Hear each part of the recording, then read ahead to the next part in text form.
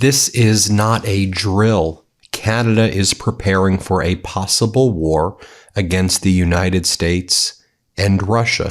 They are building up a civilian army of 300,000 strong. They are observing what the United States is doing to Venezuela right now and how Trump is using the same language as Putin used against Ukraine, as Trump is using with Venezuela, as Trump has used with Canada.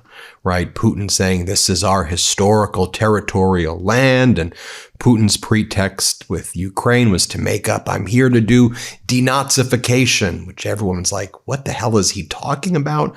But that's how authoritarians think. Donald Trump is now saying with respect to Venezuela that they stole our land, they stole our oil. He's saying that they're shipping fentanyl and killing Americans when there's no fentanyl coming out of Venezuela.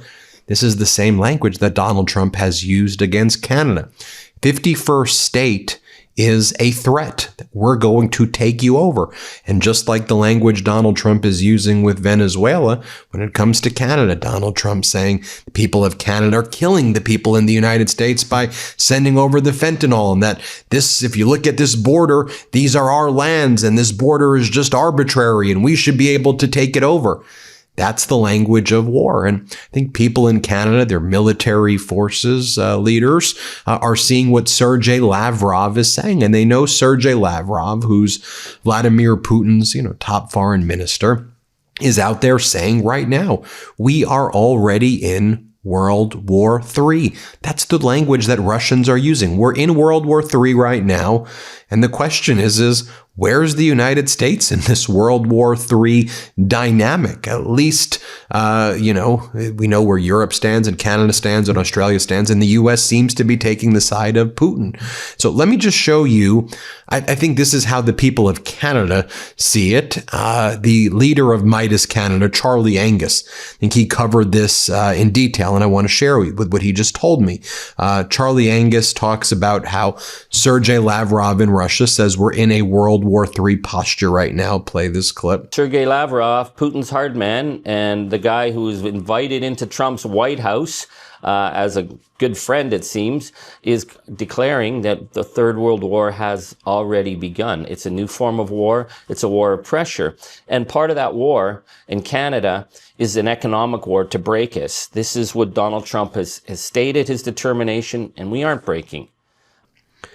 And then Charlie Angus, the leader of Meidas Canada, talks to us about preparedness and military preparedness and how Canada is building this civilian army, how Canada's top general says that Canada is ready for war, how Canada is looking very skeptically right now at purchasing F-35s from the United States because, for all you know, Donald Trump in the U.S. can try to manipulate the F-35s. And so they're looking more towards Sweden's Gripens, which may not be as good of a plane as the F-35s, but at least Sweden says they're going to work with Canada to help build this together, and Canada can have some ownership over building the weapons for the future, a future without the U.S. Here's Charlie Angus talking about the preparedness of the Canadian military right now. Let's play it. Let's talk about preparedness. General Marie Carignan, head of Canadian Forces, gave some end-of-year interviews, and she says Canada is ready to go if needed. Now, this woman is a serious badass. Okay, she was born in a mining town. She's apparently an incredible dancer. She served in the peacekeeping mission. She was in Golan Heights. She was in Bosnia. She commanded Task Force Kandahar. She's got a whack of medals, including some from the United States. And General Carignan was talking about how much things have changed in terms of the threat. She says, we divested air defense systems in 2000 because Canada was fighting a counterinsurgency war and we didn't need it. But she says, now the situation has changed. The air is contested and we have to get back into the business of air defense. So is that defending our airspace from Putin, or are we also talking about the threat south of the border? She says that Canada's regular force right now is 65,677 soldiers, and the target is to get to 71,000. So far, recruiting for the last 2 years has not gone badly. Last year's target was 6,400 new members. They finished at 6,600, and this year's target is 7,600. She was asked about the whole question of DEI. We see how in the United States, the Pentagon is flushing pages of famous Americans, the code talkers, Jackie Robinson, getting rid of a black head of the armed forces. But General Carignan, she says, listen, in Canada, we value the differences of men, women, and their backgrounds. And in the military, conformity as part of team dynamics can be absolutely deadly. She says that what she's looking for is to build a larger network of expertise to support the military. And that includes civil service, the emergency management, and building community resilience. I think that that's her way of talking about this citizens' army and how they can work together with the Canadian military. We're going to get to that in a second. In terms of preparedness, she says we're ready. Who knows? I'm no expert. But Canada does have an enormous amount of experience. We were the front lines in Kandahar, which was the heart of the Taliban, and nobody gave us anything there. It was full out war from the get-go, and we have a lot of people who had experience there. We've been on the front lines in terms of the Russian threat with training in Latvia and Ukraine, so you can be rest assured that Canadian trainers are coming back having also been trained in what 21st century hybrid warfare looks like. And we also have an enormous amount of expertise in places of conflict like Yugoslavia. So we bring a lot to the table in terms of that. I don't want to be talking about this, really, but this is the state of the world that we're in, is starting to assess where Canada is going to be in times of increasing threat. More from Charlie Angus talking about this civilian army, this 300,000 strong civilian army, and how the ingenuity of Canada needs to really be tapped into here. Here, play this clip. What we need to be doing is looking at local teams who bring a lot of expertise with them. First aid, IT, radio dispatch, training people in search and rescue, evacuation, traffic, in case of an emergency. To have people trained at the ground level to help do that will make things move a lot faster. In terms of reaching out to the civil service, we have people with enormous amount of expertise, because if this is run by the HR of the Canadian military, it's going to move as slow as molasses in January, and it's not going to happen. Think of what happened during COVID, when they were initially going to use the existing programs like EI to get money to people who'd been forced off work. Certainly my party, the New Democratic Party, was saying this will take forever. It's way too cumbersome. It's too hidebound with the bureaucracy. And over the Easter weekend, Canada's civil service created the CERB program that got $2,000 to every person who wasn't able to work and got it out the door quickly. That's what happens when you think outside the box. So that's what we need to be doing here, is thinking outside the box, of thinking of this as not simply, boots on the ground and uniforms and marching, but thinking of creativity and using the strengths of Canadians. All right, let's talk some facts here. 4 companies control over 80% of the U.S. meat industry. Not good. And China now controls the largest portion of U.S. pork. Not good. These companies are using really awful tactics, in my opinion, to crush American family farms. And with the additives they're putting into our food, Americans are stuck with sketchy meat not made in America, truly. So what can we do about this? Let me tell you about a company that's coming up swinging on behalf of the American family farms and your family's food security. They're called Moink. We love Moink here at the MeidasTouch Network. The business is simple. Moink's meat comes from animals raised outdoors, where a pig is free to be a pig. Their farmers are given an honest day's pay for an honest day's work, and they deliver meat straight to your doorstep at prices you can actually afford. Born, raised, and harvested right here in the United States of America. Moink is helping save rural America, which y'all know we need more than ever right now. I love Moink, especially their bacon, and I know you will too. Join the Moink movement today Support American family farms and join the Moink movement today at moinkbox.com/MeidasTouch right now and get free bacon for a year. That's 1 year of the best bacon you'll ever taste, but for a limited time. It's spelled MOINK box.com/MeidasTouch. That's moinkbox.com/MeidasTouch. Join the movement. And then an important part of what Charlie was telling all of us, and he was talking about how, Ukraine at first, and lots of the world didn't think that Russia would actually invade Ukraine the way they did. The same way everyone would be like, it's preposterous. The United States not going to seek to invade Canada. The U.S. isn't going to be doing this. Of course, come on. What happens after Venezuela? What happens after Colombia, right? I mean, after Trump's bloodlust, you don't think it's a possibility that he'd be, the language that he's using, 51st state, is, as Canadians recognize it, war language. And that's what infuriates Canadians more than infuriates. So this is an important point that Angus talks about. And he says, look at what happened in Sumy. Look at what happened in Sumy in Ukraine. Here, listen to what he says. Here, play this clip. I want to read to you a section from this new book by Tom Mooch, The Dogs of Mariupol, about the opening days of the Ukraine war. It's one of the reasons I've been so obsessing about the need for us to be thinking of preparedness is because the Ukrainians didn't quite believe that in the 21st century, their next door neighbor would just come across the border with tanks.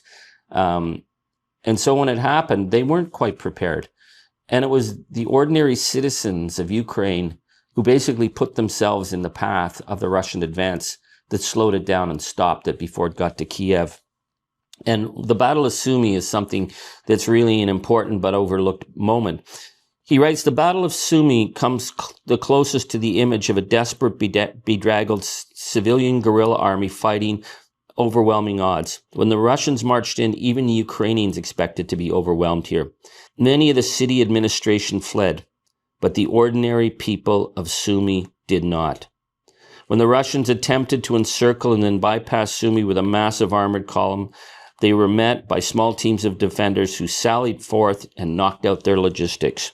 There were only about 50 professional soldiers in Sumy with very little in the way of heavy weapons. So light were the forces that the Russians did not even bother to bring air defenses to support their troops here. Yeah, and then they ran into the drones. But in Sumy, the effort was almost entirely led and self-directed by the citizens themselves, becoming a true people's defense force. There were only a few thousand civilians with rifles, a few dozen anti-tank weapons, and no armored vehicles or heavy weaponry. But by mid-March, the Russians were scared to enter the city. Here's the thing. Canadians understand the mission. Canadians will do what is necessary. And I am hoping against hope that Lavrov is wrong, that this new global conflict hasn't begun. I'm hoping against hope that Donald Trump will be defeated in the midterms and we will somehow go back to whatever. But I don't expect that. And when I see the situation in Venezuela, where Trump is now threatening the people of Venezuela, and he's not, America has a long history of interfering in Latin America with CIA coups and Guatemala and Chile and other places. But what the language about Venezuela is a total shakedown, that he basically says, the Venezuelans stole our money and we're here to get it back. This is the kind of language of gangster gunboat diplomacy. And we see from the Trump doctrine, he believes he can apply that to Canada. And we've already seen multiple threats of what we owe America and what we are doing to threaten America. So am I saying that what's happening in Venezuela will happen to Canada? No. But we can't take anything for granted. So I believe that there's a huge opportunity by building resilience, because it sends a message. It sends a message. Don't you think about it now. Don't you think about it ever. We have managed to throw MAGA back this year again and again, because they continually underestimate us and we continually stand up and show up. I will end with what Winston Churchill said to Adolf Hitler. You, sir, you do your worst.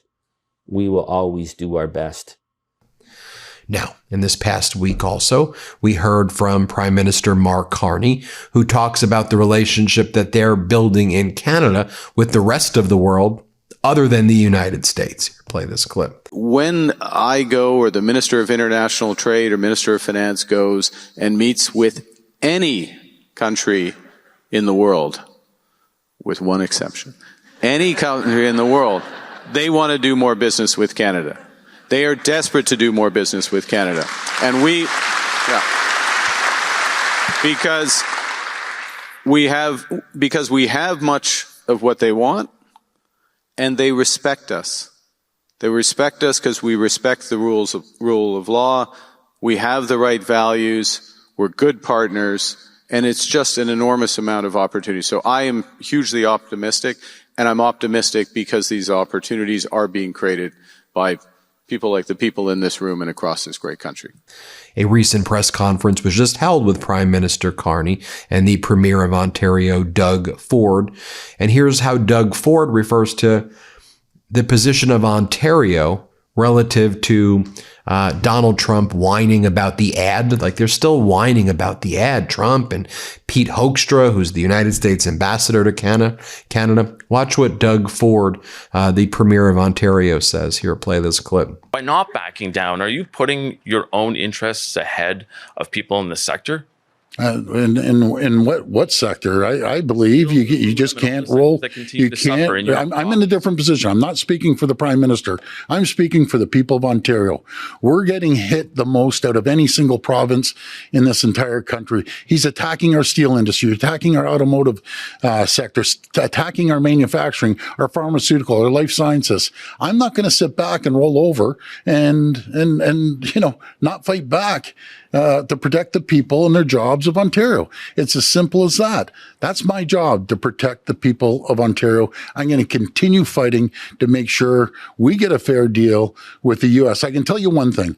I talked to God. I'm going down to sign a deal with the governor of New York tomorrow. I can tell you, I talk to governors almost every week, almost every single day, a senator or a congressperson, Republican or Democrat. Even Republicans say they don't agree with the deal, but they're too scared, except 4 of them that crossed the floor to vote with the Democrats about 3 or 4 weeks ago. So I'm gonna fight like I've never fought before to protect the communities in Ontario, protect their jobs, and protect the people. And then you had the U.S. ambassador, Pete Hoekstra, recently whining about the ad. He's still complaining and crying. This guy's like a crybaby, still crying about the ad. Dude, grow up. I mean, just the amateurish, the immaturity, the hatred of Canada by the U.S. ambassador to Canada. The people in Canada despise this guy. Here, play this clip. Why does I don't know if it's the White House, Donald Trump, or Americans in general took such offense to that ad? It's never happened before. Foreign governments do not come into the United States of America and run political ads during our election campaign season. If they want to do that, they are, as we've said, they are setting precedent. No one has ever tried this before. And it's not, people have said, Pete, why are you upset? It's kind of like, think about it, okay? The president mentions an election in Canada, and I think there have been reports that says Canadians weren't happy about that, okay? This is taking a comment by a political person, whether it's the president or the prime minister, but then the government making a conscious decision to take taxpayer money, significant, $75 million, and say, we're going to run on the World Series. We're going to run it on Fox News. We're going to run it on NFL Sunday football. And the intent is to influence it and divide the Republican Party, a specific political objective. There is also the distinction, though. That was a provincial ad. That was sponsored by the government of Ontario, not the government of Canada. The level at which is the United States is engaging in these discussions. Yeah, it was. We know that. Okay. But no distinction.